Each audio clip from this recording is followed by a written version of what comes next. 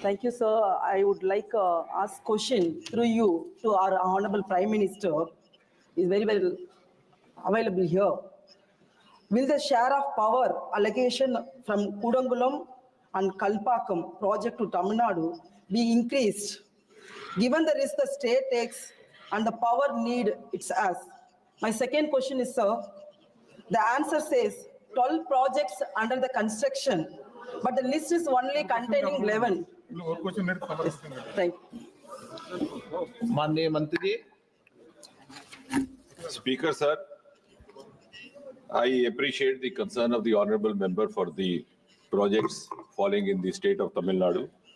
I would just like to tell her that this issue of the power share has been deliberated upon very extensively, not only within the Department of Atomic Energy, but more so with the Department of Power, the Ministry of Power, Renewable Energy.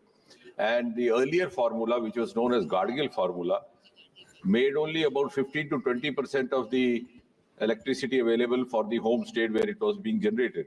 In fact, that was revised, and as of today, 50% of the electricity is available to the home state, 35% to the neighboring states in the region, and 15 is unallocated, which goes to the grid.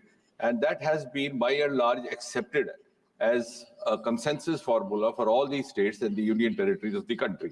And considering the concept of one nation and whole of government, I think that's in the true federal spirit as well. Now, as far as the second part is concerned, it is just that one of the projects has been on hold in Rawalpeta, so that's why maybe the numerical difference that she's pointing out is there. But overall, she would be glad to know that Kundakalam is one project which had been envisaged somewhere around 1990. It was repeatedly... Honorable Mani Sadesh, please.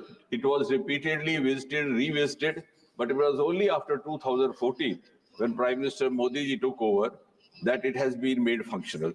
And now we have 4 units of Kundakalam made functional, so also Kalpakam. And the unique features of all these power generation capacities is that over the last 10 years, because I'm not speaking on my behalf, I'm speaking through the figures and through the statistics.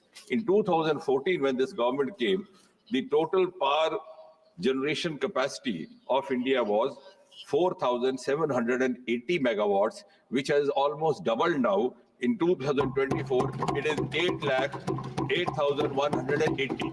So what was the capacity developed in the last 60 years is equal to the capacity developed in the last 10 years.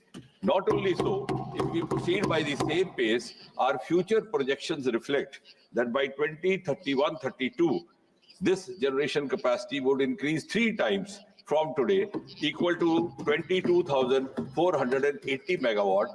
And therefore, this has been possible because we had the talent, we had the equipment, we had the capacity.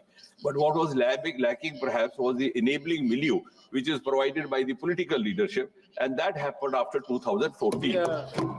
There was a number of decisions taken, like bulk approval of 10 reactors, like extra allocations, like decision to have joint ventures with PSU, and also involvement of the private sector in a very limited manner, of course.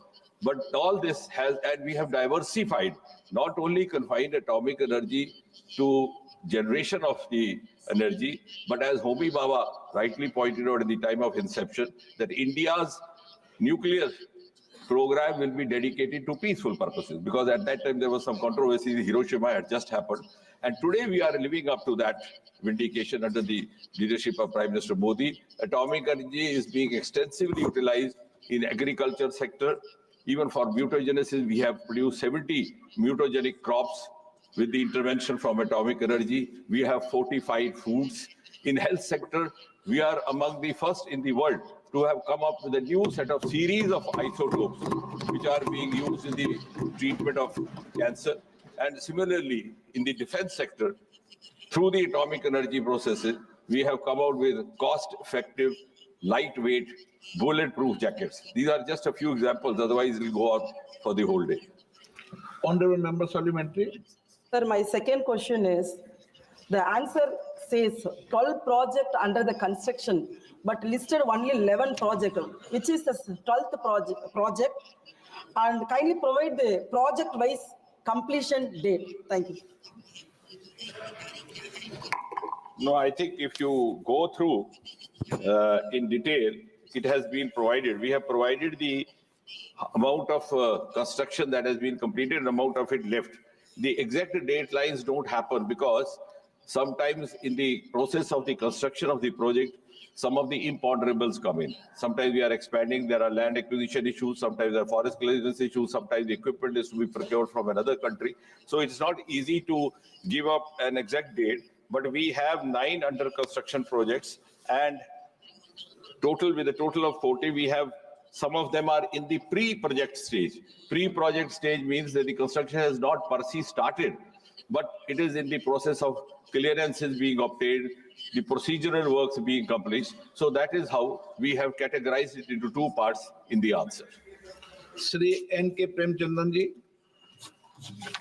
Thank you very much, Mr. Speaker.